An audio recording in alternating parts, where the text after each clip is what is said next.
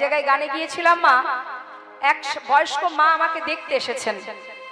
বলছে, বাবা তোমাকে দেখতে এলাম, কারণ আমি তো আর কীর্তনের আসরে যেতে পারবো না। আজ কেন পারবেন না? না আমার বৌমা ছেলে যাবে। তা আমি বলছি, আপনার বৌমা ছেলে যাবে তাতে আপনার কি, আপনি যাবেন না? বলছে না, তাহলে বাড়িটাকে কে লক্ষ্য রাখবেন? এটাই গৌর হরি বল। ঘরটাকে লক্ষ্য করার জন্য বৃদ্ধ বুড়ি মাকে রেখে দিয়েছে, বুড়ো মাটাকে। তা আমি বললাম, আপনি যখন মারা যাবেন বৌমা আপনার সঙ্গে যাবে না? বৌমা যখন মারা যাবে আপনি বৌমার সঙ্গে যাবেন।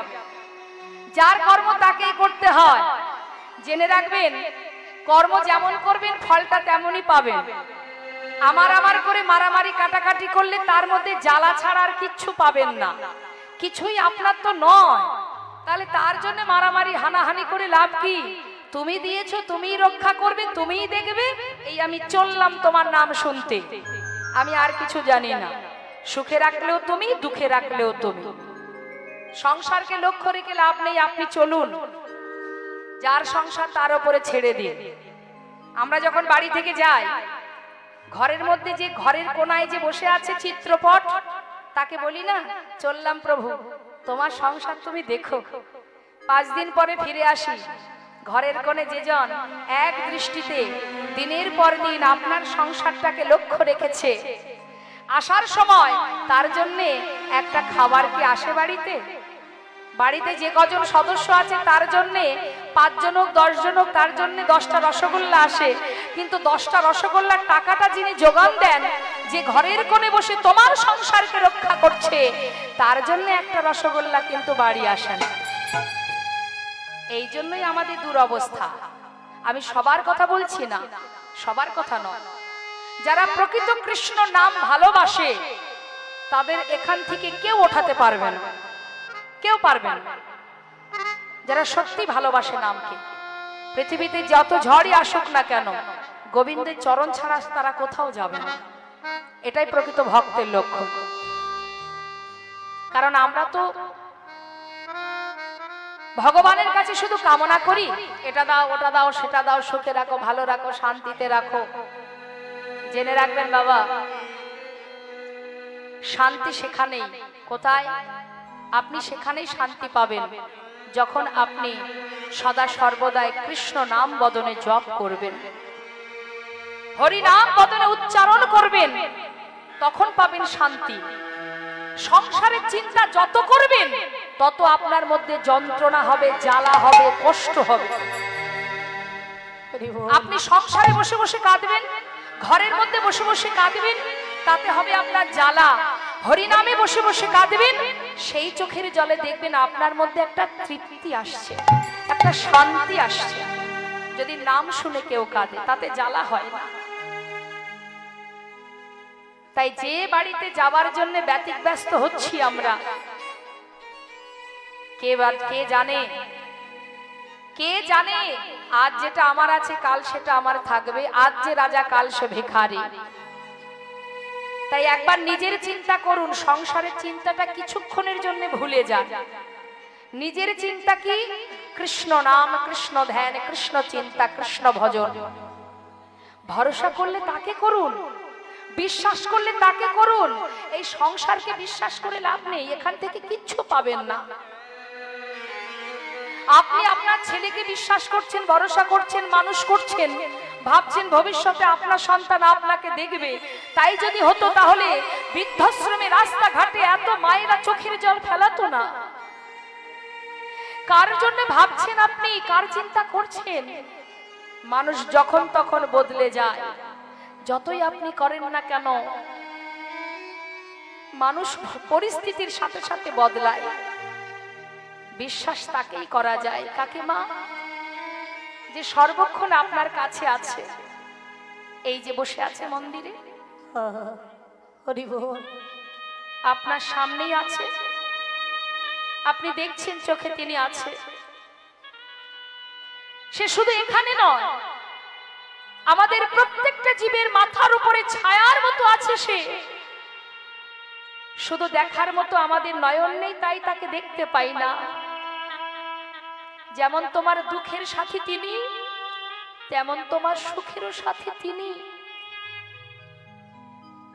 তিনি তোমার দুঃখে আছে, সুখে আছে, ভালোই আছে, মন্দই আছে। তাই তার কাছে সঁপে দাও দয়াময়। তুমি যেমনই রাখবে আমায়, আমি তাতেই খুশি। তুমি যদি আমাকে কাঁদাও, আমি জানবো নিশ্চয়ই কোনো না কোনো কর্মের ফলে আজ আমি কাঁদছি। কিন্তু তুমি যদি আমাকে কাঁদাও, তাতে আমার কোনো দুঃখ নেই, কারণ আমি জানি তুমি আছো আমার কাছে। তাই তো বিশ্বকবি রবীন্দ্রনাথ ঠাকুর তিনি বলেছিলেন, দয়াময় আমার হিয়ার মাঝে লুকিয়েছিলে, দেখতে আমি পাইনি তোমায়, দেখতে আমি পাইনি। আমার হিয়ার মাঝে লুকিয়েছিলে, দেখতে আমি পাইনি তোমায়, দেখতে আমি পাইনি। বাহির পানে চোখ মেলেছে, বাহির পানে আমার হৃদয় পানে চাই। আমার হিয়ার মাঝে লুকিয়েছিলে, দেখতে আমি পাইনি তোমায়, দেখতে আমি পাইনি।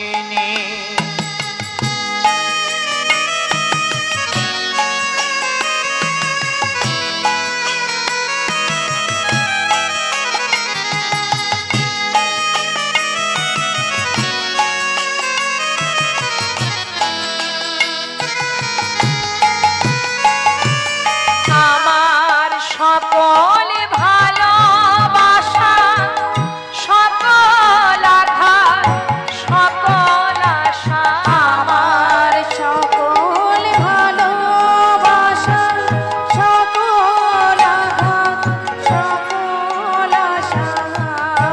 দয়াময় তুমি আমার সকল আঘাতেও ছিলে, আমার ভালো লাগাতেও ছিলে,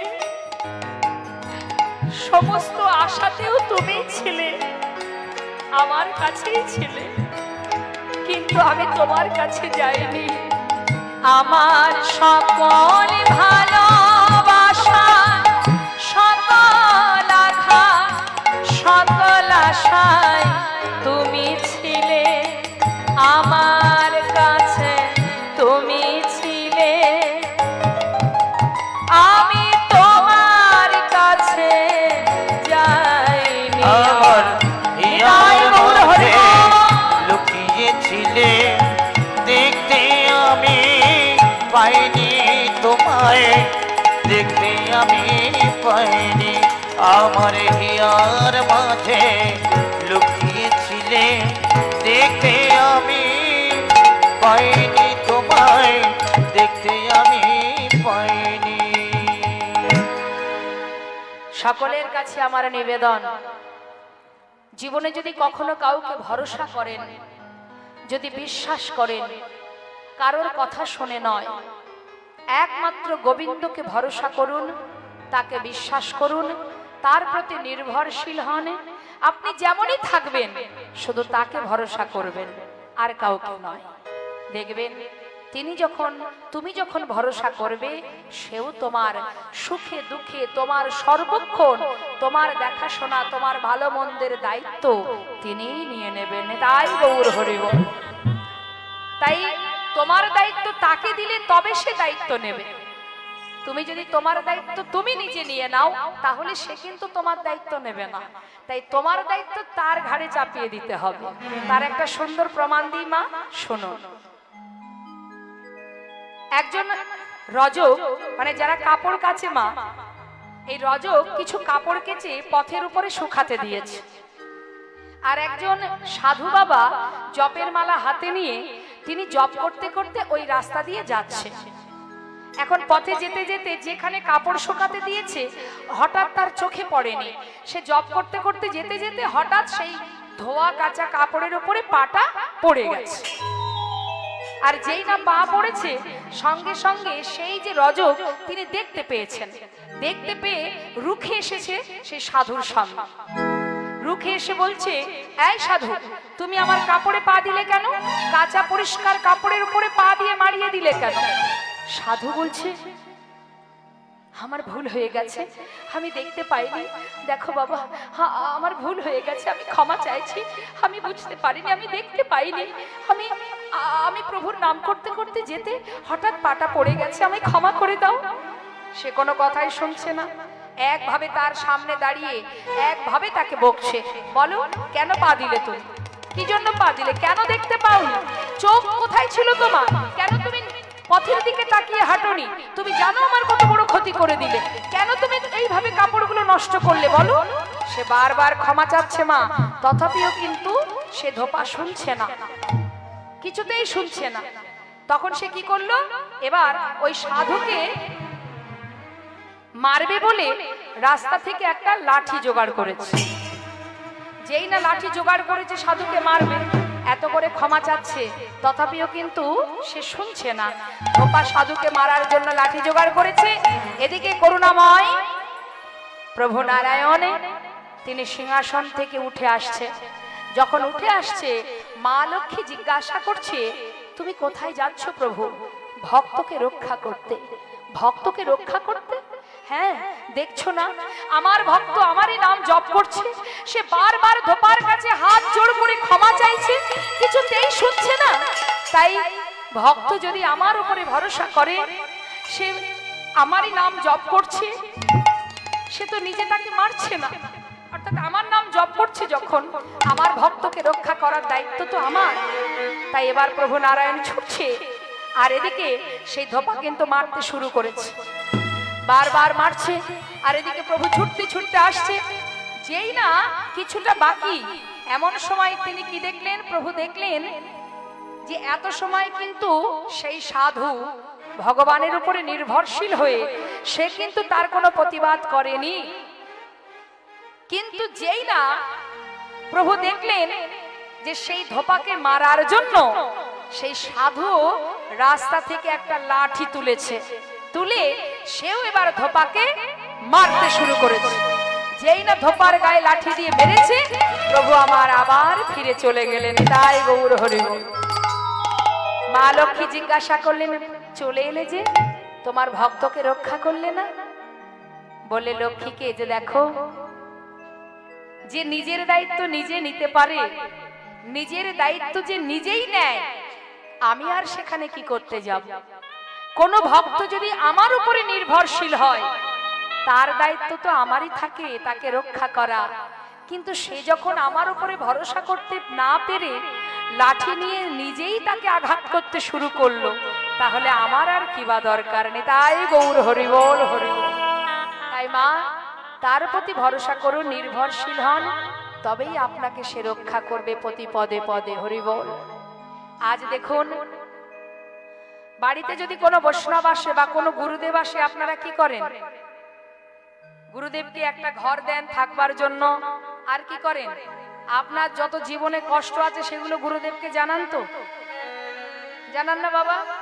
কারোর যদি ব্যবসায় উন্নতি না হয়, গুরুদেব বাড়িতে এলেই আমাদের এটাই মনে হয় যে গুরুদেবের কাছে সব দুঃখ জানাবো, গুরুদেব আমার মাথায় একটা হাত দিয়ে আশীর্বাদ করলে আমার সব সুখ হয়ে যাবে। নিতাই গৌর হরি। এটা আমরা গুরুর কাছে আশা করি যে গুরুদেব যেন একবার মাথাটা ছুঁয়ে দেয়, আমাদের সমস্ত দুঃখ দূর হয়ে যায়। এটা ভুল আশা।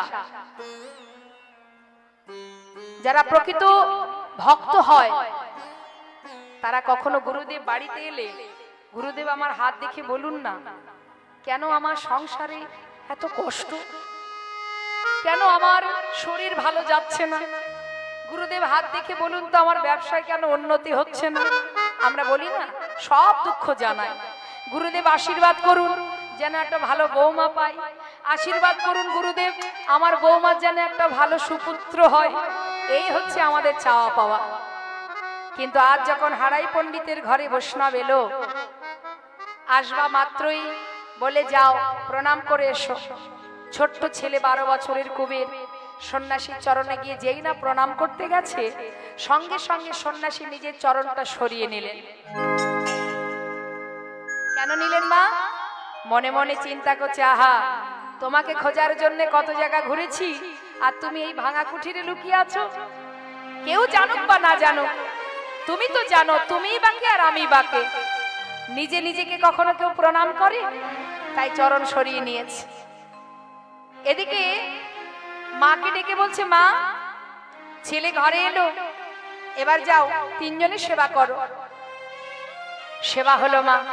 সেবার পর সন্ন্যাসী ঠাকুরকে বললেন, সন্ন্যাসী বাবা, আজ যখন আপনি এসেছেন আমাদের ঘরে, আপনার মুখে সারা রাত আমরা কৃষ্ণ কথা শুনতে চাই। হরি বল হরি বল। আপনার মতন সন্ন্যাসী চরণধুলি পড়েছে ঘরে, আজ সারা রাত আমার ছোট্ট সন্তানকে নিয়ে আপনার মুখে কৃষ্ণ নাম শুনতে শুনতে রজনী প্রভাত করব।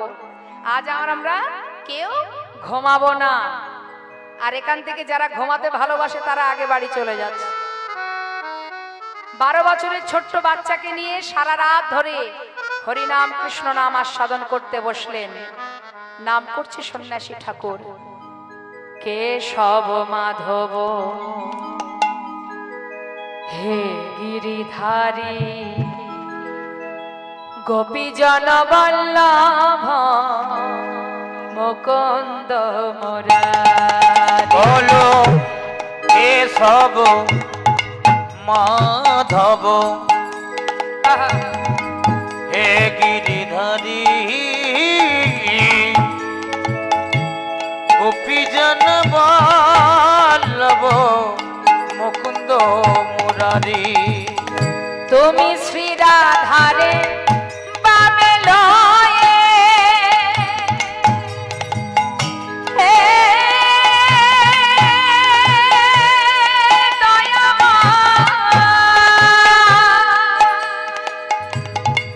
তুমি শ্রী রাধারে পাবে লয়ে,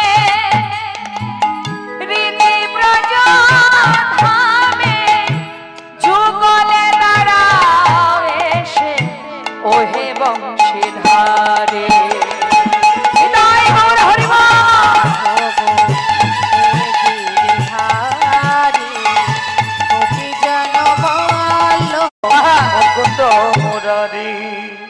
দেখতে দেখতে নিশি প্রভাত হয়ে গেল। সকাল হতে না হতেই সন্ন্যাসী ঠাকুর বললেন, মা এবার বিদায় দাও, আমি যাই। সন্ন্যাসী বাবা তুমি চলে যাবে? দাঁড়াও একটু দাঁড়াও, আমি দেখি। কথায় আছে,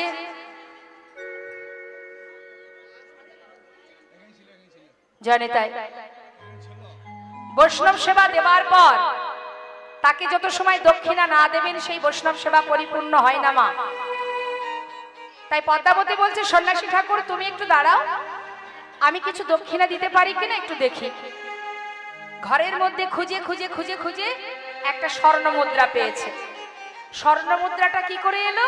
ওই যে তার স্বামী হারাই পণ্ডিত ভিক্ষা করে, কোনো ব্যক্তি স্বর্ণ মুদ্রা দিয়েছিল, সেটা যত্ন করে তুলে রেখেছিল।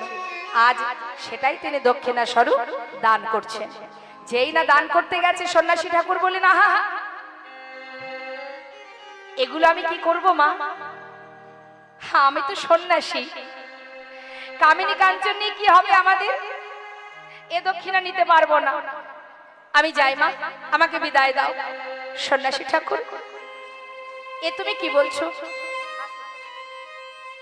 তুমি যাবার আগে কিছু তো নিয়ে যাও, না হলে সংসারের অকল্যাণ হয়, সংসারের অমঙ্গল হবে। আমার সন্তান আছে, স্বামী আছে, এই ছোট্ট সংসার আমার, কিছু তো সন্ন্যাসী নিয়ে যাও। দক্ষিণা না দিতে পারলে আমিও তো মনে শান্তি পাচ্ছি না, কিছু তুমি নিয়ে যাও। সন্ন্যাসী ঠাকুর বলছে, মা সত্যি তোমার মনে ইচ্ছা দক্ষিণা দেবে? আচ্ছা আমি যদি তোমার কাছে কিছু চাই আমাকে দেবে? সন্ন্যাসী বাবা, আচ্ছা বেশ, চাও, আমার ঘরে থাকলে আমি তোমাকে দেব। আছে আমি যেটা চাইবো সেটা তোমার ঘরে আছে, শুধু তুমি বলো তুমি দেবে কিনা। দেব, তুমি চেয়ে দেখো, যা চাইবে আমার ঘরে থাকলে আমি অবশ্যই দেব। মা 3 সপ্তাহ করো, বেশ দেব দেব দেব। আচ্ছা মা, পরে না বলবে না তো? সন্ন্যাসী ঠাকুর, হে তুমি কি বলছো? চেয়েই দেখো না আমি দিই কিনা। মা পারবে তোমার প্রাণটা আমাকে দিতে? সন্ন্যাসী ঠাকুর, তুমি আমার প্রাণ চাও? বেশ, আজ বহু জন্মের সুকৃতির ফলে আমার ঘরে সন্ন্যাসী ঠাকুর এসেছে। এ তো অল্প ভাগ্যের কথা নয়। এই দেহের থেকে যখন প্রাণ পাখিটা উড়ে চলে যায়, আমাদের এই দেহখানা পথে ঘাটে কত কুকুর শিগালে ছিঁড়ে ছুটে খায়। কি আছে এই দেহের মধ্যে? তবে যদি মৃত্যুর আগে আমার প্রাণটা তোমার চরণে দক্ষিণা স্বরূপ দান করতে পারি, আমার মনুষ্য কোলে জন্ম পাওয়া, এই মানব দেহ পাওয়া ধন্য হবে। চাও? আমি তোমায় কথা দিচ্ছি, তুমি চাইবা মাত্রই আমি তোমায় দান করব। সন্ন্যাসী ঠাকুর, মা তোমার প্রাণ নয়, তোমার ভালোবাসার প্রাণ। ভালোবাসার প্রাণ? সন্ন্যাসী ঠাকুর, আমি কিছু বুঝতে পারছি না, আমাকে একটু ভেঙে বুঝিয়ে দাও না, তুমি কি চাইছো আমাকে বুঝিয়ে বলো। মা তবে শোনো মা, তোমার একমাত্র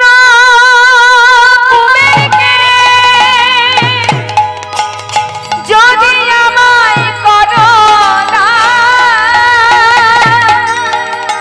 যাহা পেলে জগতে জুড়াইবে প্রাণ, যাহা পেলে জগতে জুড়াইবে প্রাণ। সন্ন্যাসী ঠাকুর, আর বলো না সন্ন্যাসী বাবা, তুমি আর বলো না, আমি পারবো না, আমি এ দক্ষিণা দিতে পারবো না। তুমি চলে যাও, অন্য কিছু চাও, আমি এ দক্ষিণা দিতে পারবো না। আমি যে মা, আমার কুবের ছাড়া আমার যে আর কেউ নেই। সন্ন্যাসী ঠাকুর, তোমার হাতে তুলে দিয়ে আমি কি নিয়ে বেঁচে থাকবো? সন্ন্যাসী বাবা, কারোর যদি 5টা সন্তানও থাকে, সে তার একটি সন্তান কি কারোর কাছে চিরতরে দিতে পারে না। আমি কেমন করে বাঁচবো? কি করে চাইলে তোমার মন কি একটি বারের জন্য কাঁদলো না? আমি পারবো না। মা শান্ত হও, দেখো মা আমার দিকে তাকাও, আমিও তো কোনো না কোনো মায়ের সন্তান। আমার মাও তো চেয়েছিল আমাকে বড় করে তাদের প্রয়োজনে আমায় রেখে দিতে, কিন্তু জানো মা, আমিও তো সেই মাকে কাঁদিয়ে জনমের মতো ঘর থেকে পথে নেমেছি। কারণ একটি মায়ের জন্য আমি যদি ঘরে বাধা পড়ে যাই, এই জগতের যত মা আছে তাদেরকে কে বা উদ্ধার করবে? আমি জীবের কল্যাণের জন্য, জগতের মঙ্গলের জন্য মাকে কাঁদিয়ে চিরতরে পথে নেমেছি। মা, যত সময় তুমি তোমার সন্তানকে আমাকে না দিচ্ছ, আমি পারছি না মা, আমি জগৎকে উদ্ধার করতে পারবো না। তুমি দাও মা, তুমি একটি সন্তানের জন্য জগতে জননী হবে, সকলের জননী হবে মা। তুমি আমাকে তোমার পুত্রকে দিয়ে দাও। হারাই পণ্ডিত এসে বলছে, পদ্মা কেঁদো না পদ্মা। কেন জানো? আমি আমার কুবেরের কুষ্টি বিচার করে দেখেছি, আমার কুবের শুধু আমার সংসারের জন্য আসেনি, ও এসেছে বিশ্ব সংসারের জন্য, জগতে জীবের জন্য। আজ যদি তুমি ওকে ধরে রাখো, একদিন তোমায় ছেড়ে আবার চলে যাবে। ও শুধু তোমার সংসারে থাকবার জন্য আসেনি মা, পদ্মা বিদায় দাও, তুমি বিদায় দিয়ে দাও। ছোট্ট কুবের 12 বছরের ছেলে, অনেকের ঘরেই আছে মা। ওই 12 বছরের শিশু মাকে বলছে, মা তুমি কাঁদছো কেন? একবার ভেবে দেখো না, এখানে তো অনেকেরই ঘর আছে, কার ঘরে সন্ন্যাসী পায়ে হেঁটে এসেছে, কার সন্তানকে দক্ষিণা স্বরূপ চাইছে মা। আজ তো আমার গর্ব হচ্ছে মা, যে তোমার মতো মায়ের গর্ভে আমি সন্তান হয়ে এসেছি। মাগো, তুমি যদি আজ তোমার দক্ষিণা না দিতে পারো, বৈষ্ণব চরণে তোমার অপরাধ হবে মা, কিন্তু আমি তোমার সন্তান হয়ে এই অপরাধ তো আমি হতে দিতে পারি না মা। মনে আছে তোমার? শোনো মা, পিতৃ সত্য পালিবারে রাম গিয়েছিল বনে, আমি মাতৃ আজ্ঞা পালিবারে যাব সন্ন্যাসীর শানে। আমি মাতৃ আজ্ঞা পালিবারে যাব সন্ন্যাসীর শানে। বিদায় দাও মা, জনম জনম যেন তোমার মতো মায়ের কোলে আসতে পারি, তাহলে জনম জনম বৈষ্ণব চরণে নিজেকে দক্ষিণা স্বরূপ দান করতে পারবো। বিদায় মা, আমাকে বিদায় দাও। জন্মের মতো বিদায় দাও মা, আমি এদেশ ছেড়ে যাই গো চলে। মাগো আমার জন্মে মতো বিদায় দাও, আমি দেশ ছেড়ে যাই গো চলে। মাগো জন্মের মতো বিদায় দাও মাগো পারো যদি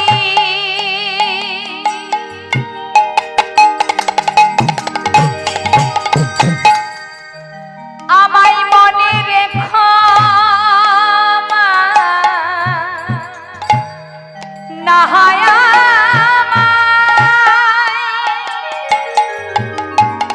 তুমি ভুলে যেও মা।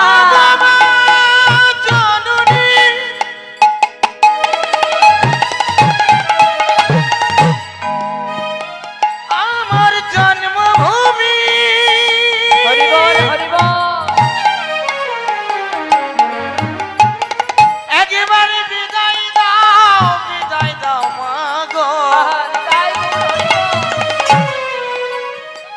ও গো মা জননী গো, বিদায় দাও মা। পারো যদি আমায় মনে রেখো মাগো না হয় ভুলে যেও মাগো, এই দেখা শেষের দেখা। দেখা এই শেষের দেখা, মাগো আর দেখা হবে না মাগো। মাগো জন্মের মতো হৃদয়ে জমা, আমি এদেশ ছেড়ে যাই গো চলে। মাগো জন্মের মতো বিদায় দাও মা।